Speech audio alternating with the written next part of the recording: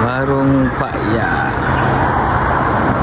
Apa special kat kedai ni? Kau order teh tarik kan? Dia tarik depan muka lah bang. Apa? Mana Nasi macam ni? kerabu, ayam balut daun pandan.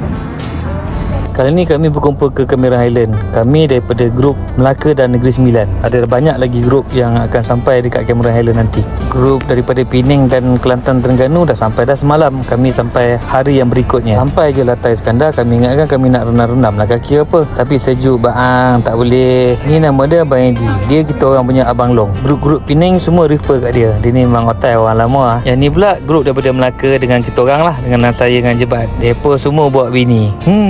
Ini pula homestay yang kita orang duduk. Tapi ada dua homestay lah. Ini salah satu homestay yang kita orang sewa. Geng-geng Melaka tadi diorang duduk homestay lain pasal diorang ada buat pasangan kan. Yang ni pula Abang Aman.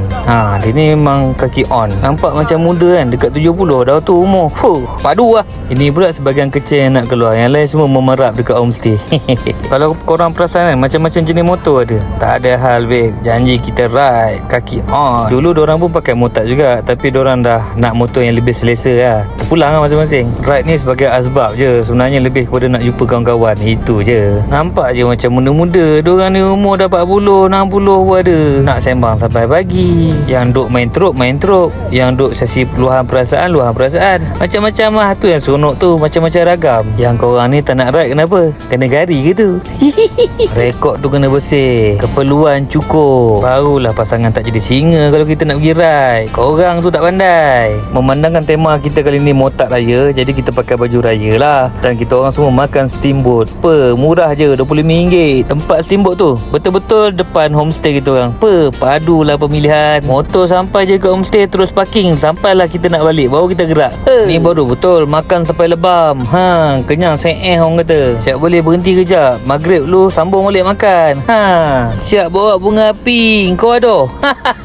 Macam mana diorang boleh bawa pun aku tak tahu. Motor tak ada box.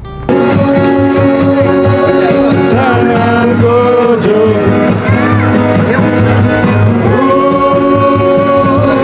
Nanti dulu.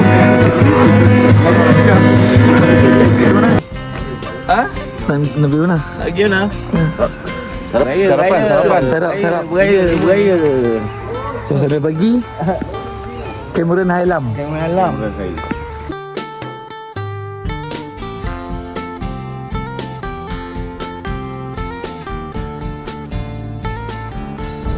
Masa ni kami dah turun dah dekat tapah ni. Bukan sarapan. Makan tengah hari dulu baru gerak. Masa turun ni lah kita nak tunjukkan kehebatan motat.